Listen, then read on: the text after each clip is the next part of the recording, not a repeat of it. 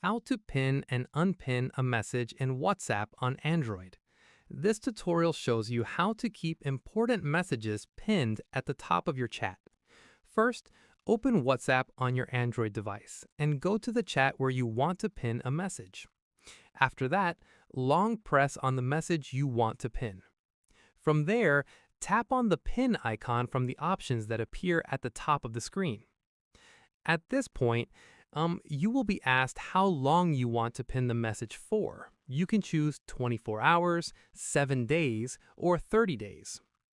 In the next step, tap on your preferred duration and the message will be pinned at the top of the chat.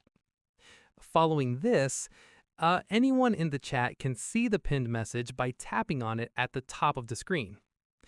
Finally, to unpin the message, simply long press on it again and tap the unpin icon to remove it from the top of the chat. And that's it. If this WhatsApp guide helped you pin and unpin a message, give it a like, subscribe for more WhatsApp tutorials, and tap the bell icon for updates. See you in the next one.